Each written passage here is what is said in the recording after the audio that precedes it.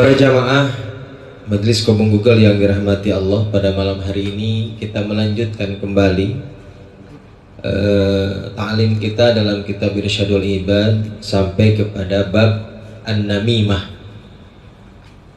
Di pembahasan sebelumnya kita sudah membahas tentang ghibah, tentang menggunjing. Nah, sekarang adalah An-Namimah, adalah tentang mengadu domba. Ya. Wa qala al-musannif rahimallahu ta'ala wa nafa'ana bihi wa bi'ulumihi fid dharain amin ya rabbal alamin, ila an qala Allah ta'ala, Allah subhanahu wa ta'ala berfirman, wa la tuti' kulla halafim mahin. Kata Allah, janganlah kamu ikuti setiap orang yang halaf, yang suka bersumpah palsu, mahinin, ya, sumpah yang mahin, yang tercela, yang hina. Kata Imam Ibnu Abbas, dia katakan mahin ay kadzab, katanya tukang bohong. Hamazin, yang suka bergibah. Masya'in bin namim, masya'in adalah orang yang berjalan, bin namim dengan namimah, dengan adu domba. Jadi senangnya jalan ke sana kemari mengadu domba. Ya. Jadi yang namanya namimah itu adalah naqlul kalam biqasdil iftitah. Namanya namimah itu adalah memindahkan ucapan yang maksudnya adalah untuk membuat fitnah. Ya. Kalau orang misalnya ngobrol di satu sisi, kita dengerin di sini, lalu kita pindah ke tempat yang lain, di tempat yang kontra misalnya, kita menceritakan, lalu kita lagi kemari menceritakan yang di sana, sehingga dengan cerita yang kita berikan itu memanaskan suasana. Nah, itulah disebut dengan namimah, ya. Mengadu domba, namanya naqlul kalam. Jadi kalau yang ngobrol sama kita mah seolah-olah dia tuh pro banget sama kita. Nah, gitu. Nah, ini atau orang yang disebut sebagai juga dzul wajhain, katanya, bermuka dua. Nah, ini adalah orang yang itu yang namanya disebut dengan namimah. Nauzubillah min dzalik. Ya. Akhraja Syaikhan, Imam Al-Bukhari dan Imam Muslim meriwayatkan an Hudzaifah, dari Hudzaifah. Qala, beliau berkata, qala Rasulullah sallallahu alaihi wasallam, Rasulullah sallallahu alaihi wasallam bersabda, kata Kanjeng Nabi, la yadkhulul jannata namam, tidak akan masuk surga orang yang pengadu domba, orang yang suka ngadu domba. Lalu dalam hadis yang lain dari Imam At-Tabrani, Rasulullah bersabda, laisa minni dzu hasadin, kata Kanjeng Nabi, bukan dari golongan kami orang-orang yang punya sifat hasud, ya. Wala namimatin, orang yang suka mengadu domba. Wala kahanatin, dan orang yang suka perdukunan. Wala ana minhu, lalu kata Kanjeng Nabi, dan aku juga bukan bagian darinya. Dia bukan golonganku dan aku bukan bagian darinya. Ini orang yang suka nama, suka ngadu domba, orang yang punya sifat hasud, dan orang yang suka keperdukunan, yang suka ramal nasib itulah. Ya. Kalau apa-apa, pengen apa-apa, datang ke dukun dulu. Ini kira-kira Pak, cocok nggak dengan saya? Ya, kadang-kadang orang udah diterima kerja aja, karena kata dukunnya nggak cocok ini. Biasa di air, jangan di darat. Nggak jadi tuh. Nah, yang begini ini adalah bukan termasuk golongan Nabi Muhammad SAW. Yang artinya apa? Yang artinya nanti di yaumul kiamah nggak bakal diaku sebagai umatnya. Yang artinya kalau tidak diaku sebagai umatnya, ya haram masuk surga. Tempatnya sudah pasti neraka. Nauzubillahi min dzalik. Lalu yang berikutnya dari Imam Ahmad, beliau meriwayatkan bahwasanya Rasulullah SAW bersabda, kata Kanjeng Nabi, khiyaru ummati, sebaik-baiknya umatku alladzina idza ru'u dzukirallah, adalah mereka orang-orang yang tatkala kita pandang mereka, dzukirallah, pengennya kita menyebut nama Allah, pengennya kita berzikir kepada Allah. Nah, ini yang disebut dengan orang-orang yang soleh. Ya, ada banyak ulama yang kita pandang wajahnya sejuk, adem, sehingga kita mengatakan dengan lisan secara tidak sadar, Masya Allah, Tabarakallah. Ya, ucapan-ucapan yang baik yang keluar dari mulut kita, berarti ini adalah orang yang, kata Kanjeng Nabi, khiyaru ummati, sebaik-baiknya umatku, adalah orang yang jika dipandang mengingatkan kita kepada Allah Subhanahu wa Ta'ala. Wa syiraru ummati, sedangkan umatku yang paling buruk, adalah al-masya'una bin namimah, mereka yang suka menebar fitnah, mereka yang suka berjalan ke sana kemari mengadu domba. Al-mufarriquna bainal ahibbati, yang suka memecah di antara orang yang berkasih, yang saling mengasihi. Ya, orang lagi akur-akur, ada aja tuh, emang lu bener katanya, kata si fulan lu begini. Ya, lah kapan dia ngomong? Jadi datang orang yang tadinya lagi adem akur-akur aja jadi berantem. Nah, ini yang namanya namam, orang yang namimah. Orang yang suka memisahkan atau memecahkan orang yang saling mengasihi. Karena kadang-kadang ada orang yang hatinya berbulu katanya gitu ya, nggak demen aja kalau lihat si fulan dan si fulan itu atau saudaranya akur, ada aja yang dikerjain gitu ya. Na'udzubillahi min dzalik. Semoga kita tidak termasuk orang-orang yang demikian. Al-baghun al-anata, dan orang-orang yang suka melayangkan tuduhan kepada orang-orang yang bari. Ya, berarti orang yang bebas. Al-anata, dengan perbuatan tercela, nuduh orang nyolong, nuduh orang suka berzina. Ya. Nah, dengan tuduhan-tuduhan tercela kepada orang yang belum terbukti, buroa itu ya. Orang-orang yang tidak terbukti atau belum terbukti orang itu melakukan satu kejahatan, kita sering tuduhkan kepadanya. Nuduh orang, masa ada dia aja nih, ada aja barang yang hilang misalnya gitu. Ya, padahal belum tentu dia kan. Cek CCTV. Ya. Nah, ada orang yang suka menuduh orang lain zina. Wah, dia mau apa mana perempuan mulu nih, udah pasti sono mulu katanya. Nah, sedangkan dalam Islam itu orang yang menuduh berzina tanpa bukti, tanpa saksi, maka ada hukum yang namanya qadzaf. Dan qadzaf itu adalah salah satu haddun min hududillah, salah satu hukuman yang ketentuan hukumnya sudah ditentukan oleh Allah Subhanahu wa Ta'ala, tapi berkaitan dengan hakul adami, hak manusia, dan itu nggak bisa dicabut, nggak bisa dirujuk. Kalau orang sudah misalnya menuduhkan tuduhan berzina, nggak bisa dicabut omongannya. Artinya apa? Kalau Anda menuduh orang lain berzina, omongan tidak bisa dicabut, maka kewajiban Anda adalah mendatangkan bukti. Kalau tidak bisa mendatangkan bukti, ya hukuman menanti. Gitu. Nah, itu haddul qadzaf.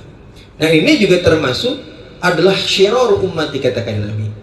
Adalah orang yang gampang melayangkan tuduhan dengan perbuatan tercela kepada orang lain tanpa ada bukti atau belum terbukti orang itu melakukannya.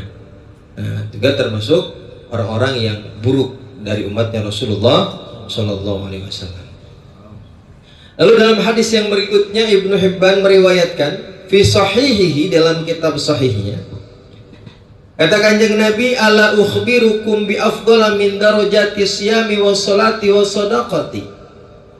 Maukah kalian aku beritahukan dengan ibadah yang paling utama, yang lebih afdol daripada derajatnya ibadah puasa, ibadah sholat, dan ibadah sedekah.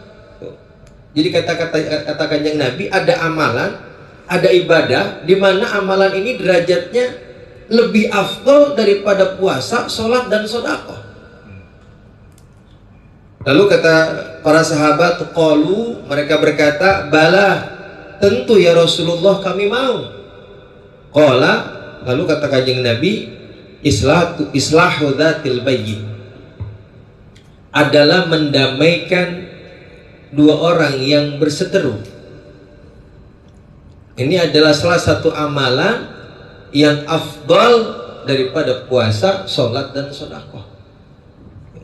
Jadi mendamaikan, ngakurin orang yang lagi berantem, itu salah satu ibadah yang derajatnya afdal indallah. Akurin.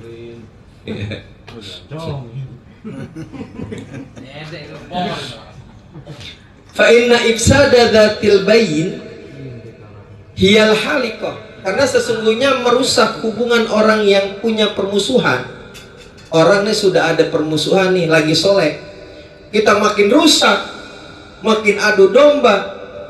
Kata kanjeng Nabi, hiyal halikoh, ini perbuatan yang seperti ini halikoh, ngabisin pahala kita, ngabisin agama kita nih. Ya. Wasohahu Tirmidzi, dan hadis ini disahihkan juga oleh Imam At-Tirmidzi. Sumaqala, kemudian beliau berkata, wa yarwi anin Nabi sallallahu alaihi wasallam. Lalu Imam At-Tirmidzi meriwayatkan satu riwayat, menambahkan daripada hadis ini bahwasanya Rasulullah sallallahu alaihi wasallam bersabda, hiyal haliqatu, perbuatan yang demikian, ya, menghancurkan hubungan orang yang sedang ada dalam permusuhan. Hiyal haliqah adalah perbuatan yang menghabiskan. Haliqah itu mencukur semua agama kita. La aqulu tahliku sya'ra, yang aku maksud bukan mencukur rambut, kata kanjeng Nabi, walakin tahlikud din, tetapi dengan perbuatan itu bisa merusak, bisa menghabiskan agama kita. Nauzubillahi min dzalik. Kompor katanya. Warawa Ka'bun, kemudian ada sahabat Nabi meriwayatkan, Ka'ab meriwayatkan, annahu ashabu Bani Israel, annahu asaba Bani Israel, bahwasanya Bani Israel ditimpa qahtun, ditimpa paceklik. Suatu ketika Bani Israel ini dilanda paceklik, kemarau panjang. Fastasqa Musa alaihi salatu wassalam. Lalu dalam masa paceklik ini Nabi Musa alaihissalam meminta diturunkan hujan, meminta turun hujan kepada Allah Subhanahu wa taala. Marratin, katanya, berkali-kali, berulang-ulang. Fama ujiba, dan doanya Nabi Musa tidak dijawab oleh Allah Subhanahu wa taala. Ya, bayangkan, seorang nabi dan rasul aja belum tentu doanya langsung Allah ijabah. Dalam hadis ini diperlihatkan seperti itu. Artinya memang bahwa kalau kita hari ini misalnya meminta kepada Allah satu keinginan, dan keinginan itu keinginan yang mulia, yang baik, tapi Allah belum juga memberikan itu kepada kita, ya, jangan putus asa. Jangan-jangan bahwa doa kita tidak dikabulkan langsung itu bukan karena doa kita tidak mustajab, bukan, tapi karena Allah Subhanahu wa taala senang sama kita, sehingga karena saking senangnya pengen kita nih dengerin rintihan kita. Ya, barangkali permintaan pertama kita habis sholat, kan kadang-kadang orang meminta-minta sambil iseng-iseng berhadiah, dikabul alhamdulillah, enggak ya apa dah gitu ya. Permintaan ini kudu sungguh-sungguh, sehingga kadang-kadang Allah itu tidak buru-buru mengabulkan itu, ingin melihat kesungguhan kita terhadap apa yang kita minta, gitu ya. Ya, Nabi aja kadang-kadang tidak langsung diijabah doanya. Ya, tapi tidak diijabahnya Nabi Muhammad, seorang Nabi dan Rasul, bukan karena tidak mustajabud doa, tapi pasti ada pelajaran dan hikmah yang perlu dipelajari oleh kita sebagai umatnya. Ya. Nah, Nabi Musa minta diturunkan hujan berkali-kali, Allah tidak juga mengabulkannya. Fa'auhallahu ilaihi, lalu Allah menurunkan wahyu kepada Nabi Musa, Anni la astajibu laka, sesungguhnya aku tidak menjawab doamu, wala liman ma'aka, dan juga tidak menjawab orang-orang yang berada di sampingmu. Ya. Kenapa katanya wa fikum namam? Sedangkan di antara kalian ada seorang pengadu domba. Jadi salah satu yang dapat mencegah doa kita dikabul oleh Allah Subhanahu wa taala, karena di antara kita katanya, di antara Nabi Musa dan para sahabatnya itu ada namam. Ada yang mengadu domba, kerjaannya ngadu domba aja. Gitu ya. Qad asara 'ala namimah, dan sungguh ia sudah berkali-kali berulang-ulang melakukan itu. Ya. Jadi terus menerus ngadu domba aja kerjaannya. Sehingga itulah yang menolak doanya daripada Nabi Musa dan para sahabatnya. Faqala, lalu Nabi Musa bermunajat kepada Allah, man huwa hatta nukhrijuhu min bainina. Ya Allah, siapa nih orang yang suka ngadu domba ini? Tunjukkan kepada kami sehingga akan kami keluarkan dari golongan kami. Kata Nabi Musa tuh, ya Allah tunjukin nih siapa sih yang suka ngadu domba ini? Kita akan keluarkan nih supaya doanya dijabah oleh Allah Subhanahu wa taala. Faqala, lalu Allah berfirman, ya Musa, wahai Musa, anhakum anin namimah. Aku ini, kata Allah, anhakum melarang kalian anin namimah, berbuat ngadu domba. Aku ini melarang kalian namimah. Wa aku namamam. Lalu sekarang engkau suruh aku jadi orang yang mengadu domba. Ya kalau kata Allah sebutkan si fulan, si mumu nih. Iya. Ya berarti Allah namam betul. Iya. Karena mengadu domba. Ya. Jadi kata Allah, aku ini melarang kalian namimah, masa aku menjadi orang yang mengadu domba? Jadi zat yang mengadu domba. Jadi pengadu domba juga ya. Lalu kata Allah, fatabu bi ajmaihim. Ya. Oleh karenanya jangan nyari siapa yang tukang ngadu domba, ayo ajak semua untuk bertobat. Fatabu, maka bertobatlah kamu sekalian. Bi ajmaihim, seluruhnya nih. Sahabatmu ajak semua untuk bertobat kepada Allah Subhanahu wa taala. Fasuku, lalu mereka diturunkan hujan. Jadi itu. Jadi kalau kita nyari siapa sih ngadu domba, nanti kita jadi tukang ngadu domba juga sama. Terjerumus karena kita akan menceritakan itu, yang asalnya menceritakan keburukan, jadi bisa jadi menceritakan, bukan cuma menceritakan keburukan jadi ghibah, tapi juga bisa jadi namimah.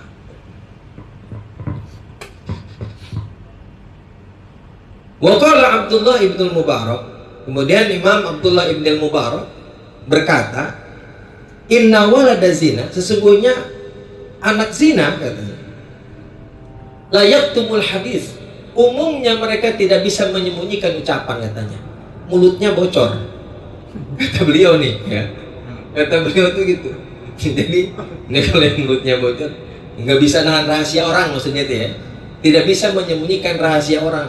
Apa saja kalau dikasih tahu sama dia pasti udah pasti nyebar aja, katanya. Gacor. Ya. Fa'ada mukatnihi. Nah, ketidakmampuan dia untuk menyembunyikan aib orang lain, menyembunyikan omongan, ya. Al-mustawzamu lil masyi bin namimah. Itu menyebabkan dia menjadi orang pelaku namimah. Karena nggak bisa ngerem omongannya, nggak bisa nahan omongannya, maka dengan tidak sadar dia menjadi orang yang bisa mengadu domba orang lain. Dalilun anna fa'ilu dzalika waladu zina. Dan hal itu, katanya, ketidakmampuan dia untuk menjaga omongan, kemudian menjadi namimah, menjadi pengadu domba, itu bukti, katanya, petunjuk bahwa dia ada waladu zina. Nauzubillah gitu. Ya. Wakila dikatakan amalun namam adharru min amali syaitan. Nauzubillah. Katanya perbuatan namam itu, perbuatan adu domba itu lebih bahaya daripada perbuatan setan. Coba itu. Ya, berarti orang yang namimah lebih setan daripada setan. Setan. Ya. Karena kata para ulama, lebih bahaya daripada perbuatan setan. Kenapa katanya? Li'anna amala syaitan bil waswasati. Iya, karena amalan setan, perbuatan setan itu membuat orang was-was, mendatangkan ragu-ragu, paling kecurigaan satu sama lain gitu doang. Wa amalun namam, sedangkan perbuatan orang yang mengadu domba bil muwajahah, langsung membuat pertengkaran, saling hadap-hadapan. Nah, itu lebih bahaya makanya katanya. Kalau orang setan mah cuma bikin orang curiga aja sama orang gitu ya, saling seudon gitu, itu perbuatan setan. Tapi namam bisa membuat orang berantem, makanya lebih bahaya. Setan. Wahukia, lalu diceritakan annahu nudiya ala bai'i abdin, diceritakan bahwasanya suatu ketika ada pengumuman, diumumkan katanya ala bai'i abdin, ada penjualan seorang budak, laisa fihi aibun illa annahu namam. Jadi suatu ketika di pasar mungkin ya diumumkan nih, ada hari ini ada penjualan budak nih, budaknya sempurna, tidak ada catatan satupun, nggak ada, fisiknya sempurna. Kalau yang laki-laki kuat nih, karena abad kan laki-laki nih, kuat, fisiknya bagus dan lain sebagainya, tidak ada cacat sama sekali, illa annahu namam, cuman satu cacatnya, namam doang, tukang adu domba. Fashtarahu man istakhaffa hadzal aib, lalu dibelilah sama orang yang menganggap remeh urusan ini, urusan namam ini, namimah ini dianggap remeh. Nah, bodoh amat dah, yang penting bocahnya sehat, disuruh kerja bisa nih orang gitu ya. Kan dulu kan yang namanya budak mah dicari yang tenaganya kuat, wah badak gitu kira-kira, dicari yang begitu. Bodoh lah ini mah. Jadi lalu dibelilah sama orang yang menganggap namimah itu adalah sesuatu yang remeh, yang gampang. Falam yamkut indahu ayaman, belum lama, baru beberapa hari tinggal dengan orang yang membelinya, hatta nama li zaujatihi, sehingga ia mengadu domba kepada istrinya. Ini si budak yang baru dibeli ini baru beberapa hari udah ngadu domba kepada istrinya. Annahu yuridu tazawwuj bi ghairika awit tasari. Dia ngomong sama bininya, "Bu, ono suaminya saya dengar-dengar mau kawin lagi." Katanya mau tasari itu ngambil budak sebagai apa namanya, untuk digauli. Zaman dulu kan bisa dengan cara menikah atau mengambil budak untuk dijadikan selir lah gitu bahasanya gitu. Ini katanya suami ibu ini mau kawin lagi atau katanya mau ngambil selir, begitu bahasanya. Dan si istri ini percaya. Lalu si budak ini wa amaroha antat takhidal Musa wa tahliku bihi sya'aratin min halqihi liyasharahu biha. Lalu si budak ini kemudian, karena si ibu ini udah percaya nih, si istrinya yang beli udah percaya, "Bu," katanya, "sekarang ini potong rambut di bawah apa namanya, di dekat tenggorokan, di dekat leher sini, ambil silet, potong beberapa lembar. Kita guna-guna suami ibu supaya nggak jadi menikah, supaya nggak kawin lagi," kira-kira begitu. Ya namanya juga perempuan mau dalam keadaan panik. Udah katanya siap. Fasodaqathu. Kemudian ini si ibu mempercayai ini gulam ini, mempercayai si budak ini, wa azamat ala dzalika, lalu berencana untuk melakukan hal tersebut. Mau diam-diam mengambil apa namanya, jenggotnya, rambut jenggot suaminya, dikerok pakai silet, pakai pisau lah gitu, pakai pisau cukur. Faja'a ilaihi wa namalahu anha. Lalu datanglah si budak ini kepada suaminya dan mengadu domba istrinya. Ya, tadi kan datangnya ke istrinya, sekarang ke lakinya datang. Annaha ittakhadhat laha Musa wa turidu dhabhaka lailata. Kata si budak ini, "Pak, istrimu sudah punya rencana untuk membunuhmu pada malam hari ini dengan menggorok lehermu pakai silet." Itu ya. Fatanawam, maka nanti malam pura-pura tidur. Ya. Litaro dzalika, untuk mengetahui kebenaran hal itu. Nanti malam jangan tidur, tapi pura-pura tidur, intip bener gak nih istrinya mau melakukan pembunuhan terhadapnya dengan silet. Fasadaqahu. Kemudian ini si suaminya juga percaya. Wah, akhirnya fatanawa ma faja'at litahluku faqala. Kemudian suaminya pura-pura tidur dan datanglah si istrinya untuk mencukur, ya kan? Faqala sadaqal gulam. Lalu dalam hatinya ini suami ngomong, bener ini si budak nih, ya kan? Udah lihat udah bawa pisau cukur nih, mindik-mindik lagi kan? Ya. Lalu falamma ahawat ila halqihi, ketika si istrinya sudah menunduk mendekati lehernya, akhadzal Musa minha wa dzabahaha. Direbut pisaunya, disembelihlah istrinya. Tuh. Ya. Faja'a ahluha. Setelah disembelih, setelah dibunuh nih istrinya, datanglah keluarga istrinya. Fara'auha maqtulatan, dan melihat bahwa saudara perempuannya ini sudah terbunuh. Faqataluhu, maka dibunuhlah juga suaminya oleh keluarga istrinya. Fawaqa'al qital bainal fariqain, maka terjadilah perang di antara dua keluarga.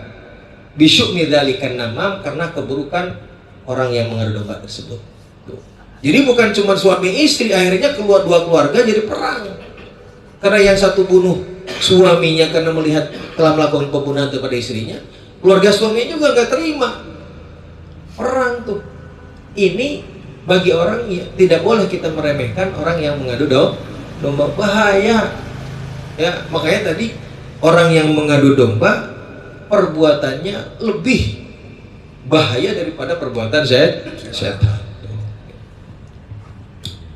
Wahukia aidon, kemudian diceritakan juga anna rajulan matat ukhtuhu, bahwasanya ada seorang laki-laki yang saudara perempuannya meninggal.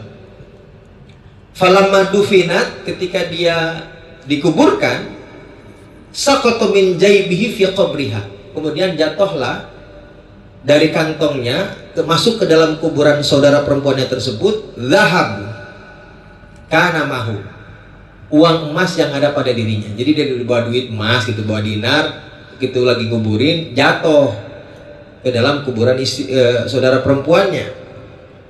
Faraja'a lailan, lalu ketika dia menyadari bahwa duitnya jatuh di kuburan saudaranya, balik lagi ke kuburan pada malam hari.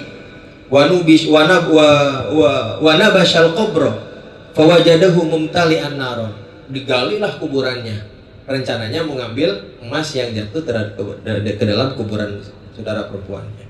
Begitu dikubur, fawajadahu mumtali'an naron, dia mendapati kuburan saudara perempuannya dipenuhi dengan api, terbakar itu kuburan.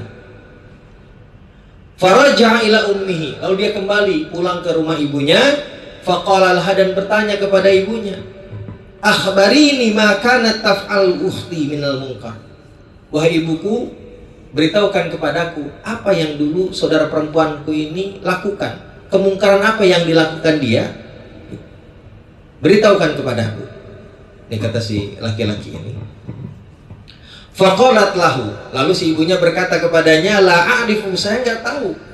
La a'rifu munkaron, saya tidak mengetahui satu kemungkaran pun yang dia lakukan. Ya, kan perbuatan itu ada dua katanya, fahsya wal munkar. Kalau fahsya itu perbuatan keji, perbuatan keji itu berarti perbuatan jahat yang dilakukan sesama. Kalau munkar itu adalah berarti perbuatan menentang perintah Allah Subhanahu wa taala.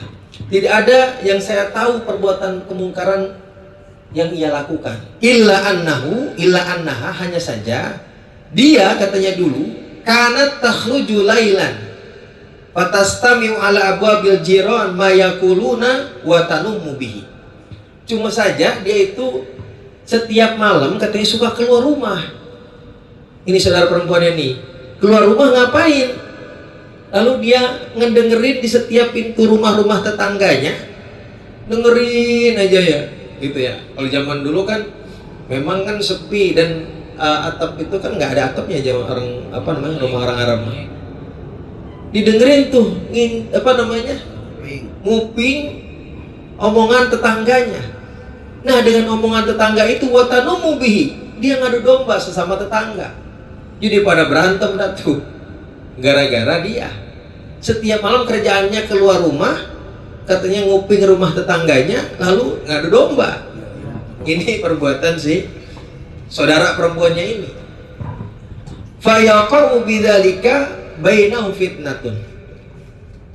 Maka terjadilah fitnah di antara mereka gara-gara kelakuannya. Faqala, lalu si rajul berkata, huwa dzalika. Ini katanya yang membuat kuburan saudara perempuannya terbakar. Fa akhbaraha wa akhbaraha bilhal. Kemudian ia mengabarkan kepada ibunya apa yang terjadi dengan kuburan saudara perempuannya. Ini gara-gara namam. Afanallahu min dzalika bimanni. Semoga Allah Subhanahu wa taala menjaga kita dari perbuatan namam tersebut dengan anugerahnya Allah Subhanahu wa taala. Tanbih, pengingat. Qala al-Hafidz al-Mundhiri, Imam Hafidz al-Mundhiri berkata, ijtama'atil a'immatu ala tahrimin namimah. Para ulama telah sepakat bahwa perbuatan namimah ini diharamkan. Wa annaha min a'dhamidz dzunub indallahi azza wa jalla. Dan bahwasanya perbuatan namimah ini salah satu di antara perbuatan dosa yang besar di hadapan Allah Subhanahu wa taala. Wa qad ittafaqal ulama ala annaha minal kaba'ir. Dan para ulama telah sepakat bahwa perbuatan namimah ini juga termasuk salah satu dosa besar. Ya. Tadi disebutkan sebagai dosa yang besar di hadapan Allah, juga termasuk memang dosa besar. Gitu. Wahya, adapun namimah itu sendiri adalah naklu kalamin nas ila ba'din, dia memindahkan ucapan orang lain ke sebagian yang lainnya, ya, memindahkan ucapan orang lain kepada orang lain, ala wajhil ifsadi bainahum, dengan tujuan untuk merusak hubungan di antara mereka. Itu namanya namimah. Aman naklul kalam nasihatan lil manquli, adapun memindahkan ucapan atau mengutip ucapan, memindahkan atau mengutip ya, menukil ucapan untuk tujuannya nasihat, untuk menasihati orang yang lil manqul ilaihi, wajibun, maka hukumnya wajib. Adapun kita misalnya mengutip, saya dengar nih kemarin ada kiai ngomong begini, nah kita ngutip omongan nih, omongan kiai untuk menasihatin orang yang kita sedang omongin, itu mah wajib. Ya, mengutip omongan untuk jadi nasihat itu mah bagus. Tapi kalau ngutip omongan orang lain untuk ngadu domba, ini namanya dosa besar di hadapan Allah Subhanahu wa taala. Khatimatun, penutup. Akhraja Syaikhan, Imam Al-Bukhari dan Muslim meriwayatkan, tajiduna syarran nasi dzal wajhain. Kamu sekalian, kalian akan mendapati seburuk-buruknya manusia adalah dzal wajhain, orang yang bermuka dua. Jadi orang yang paling buruk itu orang yang bermuka dua. Apa maksudnya orang yang bermuka dua itu? Alladzi ya'ti haula'i biwajhin, yang datang kepada mereka dengan satu wajah, wa haula'i biwajhin, datang lagi ke yang lain juga dengan wajah yang lain. Itu namanya dzal wajhain. Ya, datang ke sini kita kayak baik sama dia, sepakat banget sama omongannya. Datang kelompok seberangnya juga sama begitu. Nah, ini namanya dzal wajhain. Atau bahasa sekarang mungkin orang yang berdiri dua kaki kali ya gitu ya. Juga ada juga seperti itu. Ke sini kayaknya bela, ke sini kayaknya membela. Ya, dalamnya ngadu domba. Wa Tabrani, lalu Imam At-Tabrani meriwayatkan, dzul wajhaini fid dunya, orang yang punya dua wajah di dunia, ya'ti yaumal qiyamati walahu wajhani min nar. Nanti pada hari kiamat akan datang dengan dua wajah yang terbuat dari api neraka.